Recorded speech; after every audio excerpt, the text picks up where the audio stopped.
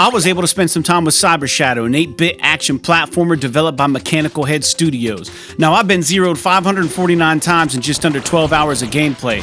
So does the game only repeat what's been done before, or is Cyber Shadow able to stand on its own merit? This is the takeaway. We are PS. This is awesome.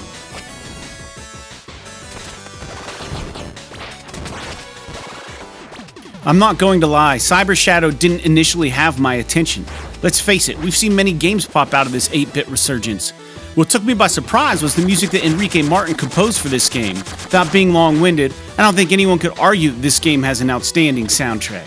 While on the topic of resurgences, I was also thrilled that Cyber Shadow isn't another Metroidvania game, or a roguelite, or a roguelike.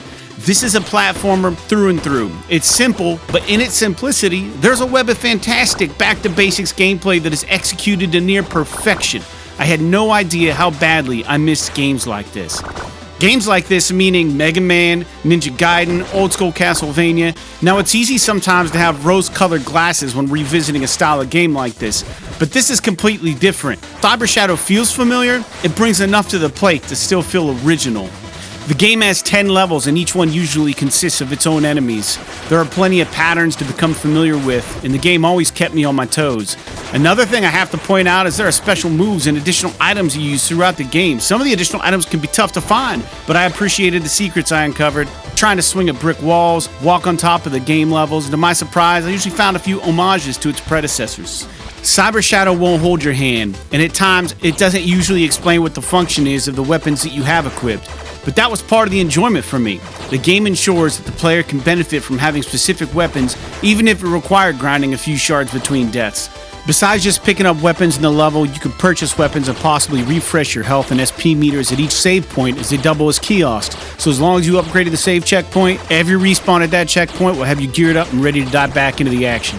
The pause menu is simple. It shows you the abilities you've earned and how many more collectibles you need to expand your health meter. Kiosks are usually placed in strategic positions, usually right before a boss battle. So let's talk quick about bosses. Every stage ends with a boss fight. It seems like every boss that I encountered had no problem putting me out of commission for the first battle. Second battle usually ended the same as the first one, but over time, every boss became easier. There were eureka moments where the veil was lifted and I could finally recognize patterns and see their weaknesses. This never made them easy, but it did make me feel empowered and pretty awesome.